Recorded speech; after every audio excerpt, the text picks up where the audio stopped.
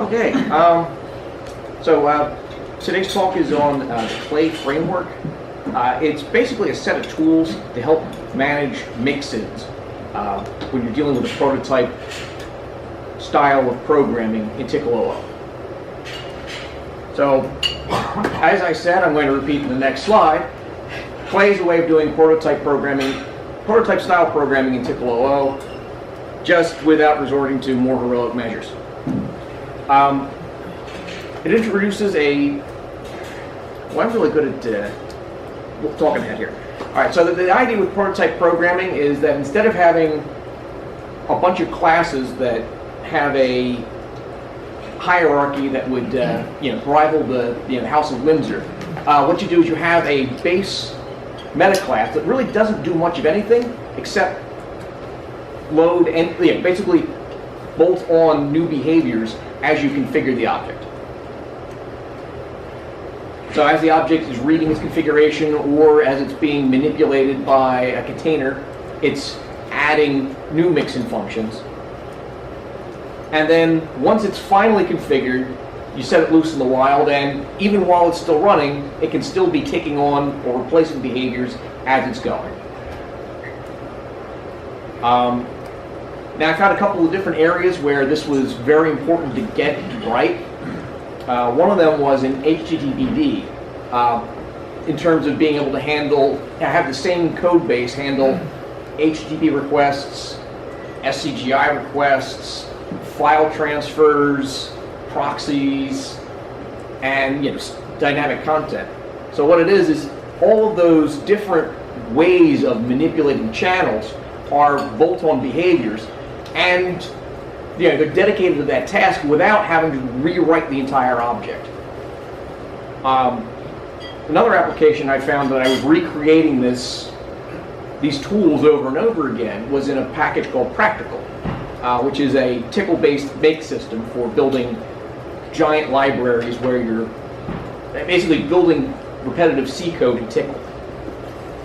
And then oddly enough, I was writing a game, and boy, it really came in handy to be able to prototype all these game objects and know that I can develop things in parallel and orthogonally and still be able to have them interact in a predictable way. So in my talk yesterday, I was talking about the HTTP reply object, and when you ask for just a reply object, all you get is some basic mind wrangling and the ability to manipulate the socket in an HTTP sort of fashion. Those parts get swapped out if you're delivering a file versus delivering dynamic content, because when you are shuttling things between channels, you use a very different approach than if you're dumping contents from memory. In all the examples you saw, that we nominate a Mixin to do content, and that's because the reply doesn't have a content method, but it looks for one. And so the idea is that this is your content, your custom content generator just makes a Mixin that all it does is have one method, and that method is exercised when that class gets mixed in. And I also use it for my larger sites to do things like swap out the style sheets and do site-wide behavioral changes. We also use this on the server end to be able to, there's a plugin method, and essentially all that plugin is doing is making sure that Mixins apply in a prescribed way that everybody else is aware of. The plugin mechanism has hooks to be able to replace the dispatch mechanism and logging mechanism and security lockdowns. I thought this was right for, oh yes. So what we're seeing here is, yesterday we had an example where, okay, I mix in some content, but here, even within the content, I can still apply a Mixin. If I find that down here where I'm dispatching, I need an additional behavior above and beyond what the class already supports. And then, so this is, do we have any questions so far? I don't think I've done a particularly good job of explaining what the heck I'm doing and why, but, so in practical, which I talked about in previous years, it's a toolkit to be able to generate Tcl kits, large libraries. It's kind of a half-baked version of Critical. It just does a few more things.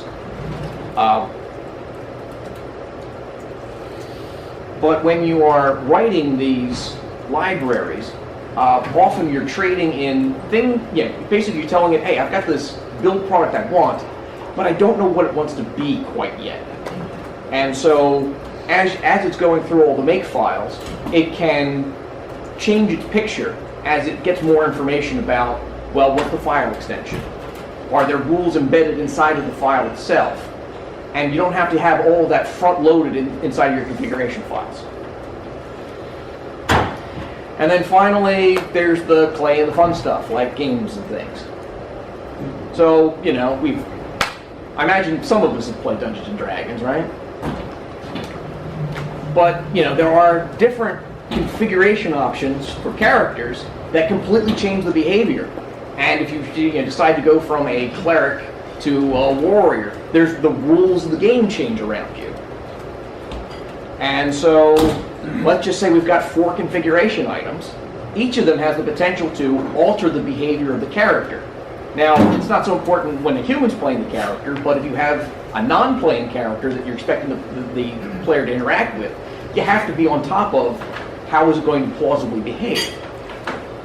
So each of these configuration options is a separate class that ends up being mixed in, and we have to be able to know which parts of the behavior code are managed by which, stubs.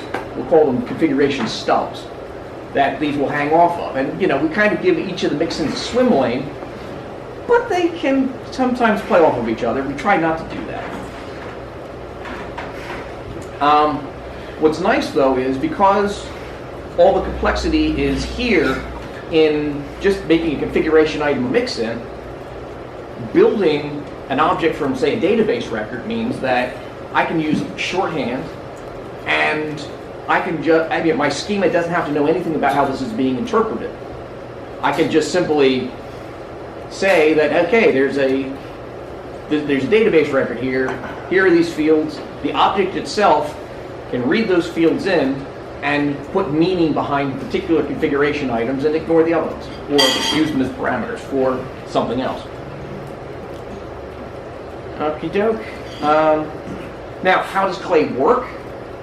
In the simplest case, all it is a method that gets added to OO class and OO object called clay, real original. But the idea there is I wanted to minimize the impact it would have on anybody else's code. So this just is simply a utility that you can use, you can elect not to use, you can replace, but by putting it in an OO class and OO object, it means that everything in the ecosystem knows how to interact with it, even if they don't use it. And I said, these two methods manage all of the interactions in the framework. There's no magic methods. There's no magic there's a magic variable, but it's named clay. It's all right. So the first principle in clay is that the main job of the clay ensemble, it's really a method ensemble, is to manage structured data, and it builds a tree that can be populated by all of the. Well, it's kind of a collaborative effort on the part of all the classes that comprise an object, be it mixed in or inherited from the base class. So when you ask clay for information, it could be information from inside the object, from inside the class, from inside one of the mixins, from any of the ancestors of the class or the mixins. And I just put a little demonstration here together. So what we do is we have a class called foo, And you can see the food class itself has a clay method. And what we're going to be doing is populating that class with information that can be interrogated by an object out in script land. The idea is that we publish this information publicly and we can introspect. So we create a new object of this class and we just ask for that string that we defined, and you can see that we get it. And we can also get the file path notation. Well, basically, I wrote it so that if you really like packing everything into one string, you can put it in like a file path, or if you prefer dict notation, you can also put it in as a series of arguments. The clay system will figure it out. All right. In this example, what we're going to do is we're going to have class bar inherit class foo. And we can see that if we create a new bar object, we can ask it information that will come from foo. And we can see that we get the proper string from foo. We can ask it that information that's only known in bar. And we get that information. And we can ask it for that entire chunk of the tree, and we see a merge of all the information from both foo and bar. Also, objects can decide, I know better, and they can replace parts of the tree. Not really replace parts of the tree, they can just simply say, I know what this tree is, you don't have to go after the object for that. And so if I replace this is with the string sanity, and I ask for it again, I get that string, not what it would get from the classes. And while I was putting the slide together, because we've got trees that are doing the search, every once in a while I'm still finding a bug. So when I went to go ask for it, the combined tree, I got the class version of it, and not the overlay that the object was supposed to add, but I'll fix it and I'll put a regression test in. All right, so what you're going to find is as you're programming, managing mixins is easy. But doing it properly and knowing what the heck you're going to get out of it is the hard part, for which I have clay. And at this point, I think the test suite is actually longer than the implementation. All right, now another concept with clay is if you've ever used Snip Delegation. So instead of having to pack all the functions into one object, clay likes to take functions and wrap them either in another object, channel driver, SQL session. So here what we're going to do is we're going to create a class called MyDB. And MyDB is a wrapper around a database record. We're going to tell the object, and this is the same object we've been playing with the whole time, that hey, I want you to delegate the DB method to this SQL session that we created, and I want you to mix in the DB behavior. Now you can see that the DB behavior doesn't know anything about this global command DB.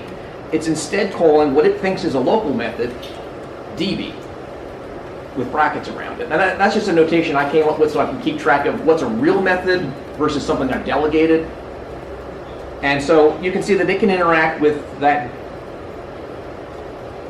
delegated method and in the same way as if it had called DB by itself.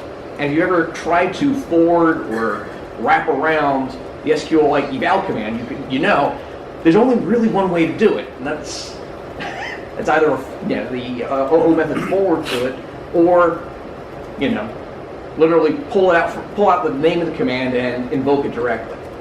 So this allows you to do some really complex control, access to really complex control structures without having to either have a whole bunch of hard-coded names for things or global variables for things or passing a heck of a lot of stuff in as configuration options that you never intend to change.